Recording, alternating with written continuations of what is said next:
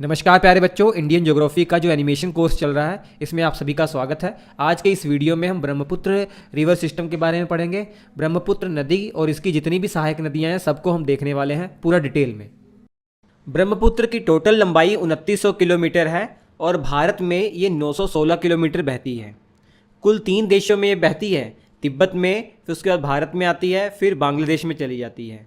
तिब्बत में इसको सांगपो कहा जाता है और भारत के अरुणाचल प्रदेश में इसको दिहांग नदी कहा जाता है और भारत के असम राज्य में इसको ब्रह्मपुत्र कहा जाता है और बांग्लादेश में इसको जमुना कहा जाता है। भारत के 2 राज्यों में बहती है ये, असम में और अरुणाचल प्रदेश में। बात करते हैं उद्गम की, तो ब्रह्मपुत्र नदी का उद्गम चेमायुंगडुंग ग्लेशियर से होता है। इसी के पास मानसरोवर झील भी है, पहले हम जिक्र कर चुके हैं। अब ये चेमायुंगडुंग ग्लेशियर से जैसे ही नदी निकलती है तिब्बत में फ्लो होती है। पूरा रीजन आप जानते हैं हिमालय पर्वत का ही है और आगे चलती हुई एक बहुत बड़े गार्ज का निर्माण करती है जिसे सांगपो गार्ज भी कहा जाता है या दिहांग गार्ज भी कहा जाता है।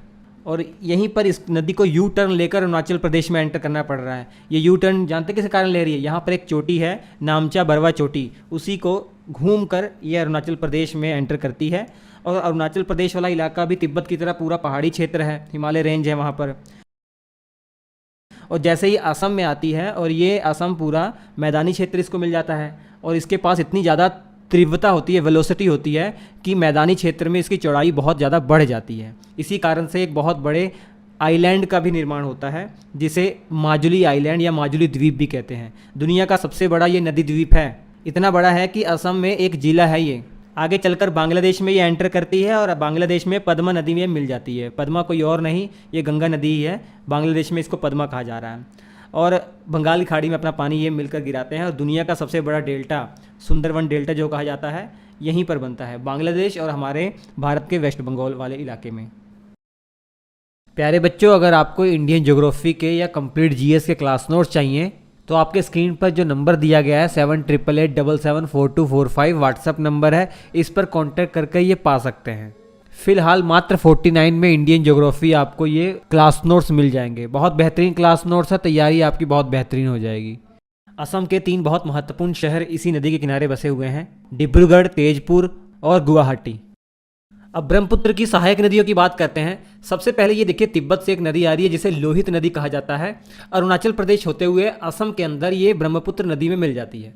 और एक दिबांग नदी है, ये दिबांग जो घाटी है यहाँ से निकलती है, अरुणाचल प्रदेश के अंदर से निकलती है और असम में जाकर ये लोहित नदी में मिलती है। और लोहित नदी हम जानते ही हैं ब्रह्मपुत्र नदी में मिल जाती है।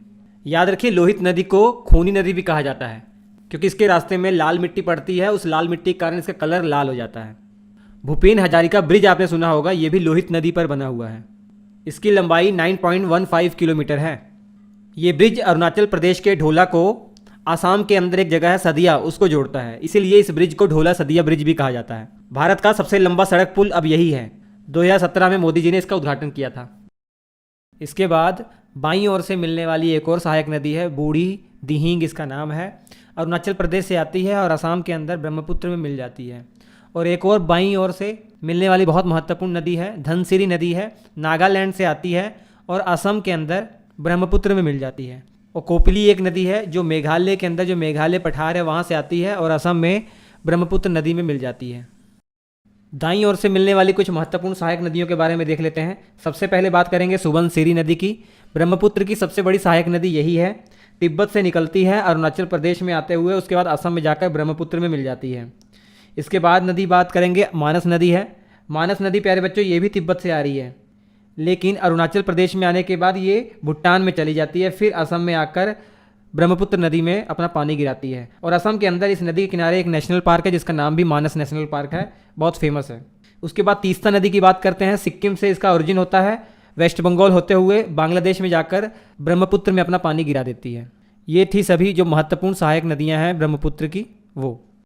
उम्मीद करता हूँ वीडियो आपको अच्छा लगा होगा। अच्छा लगा है तो प्लीज़ लाइक कीजिएगा, इसे दोस्तों के साथ शेयर कीजिएगा, हमारे प्लेलिस्ट में जरूर जाइएगा।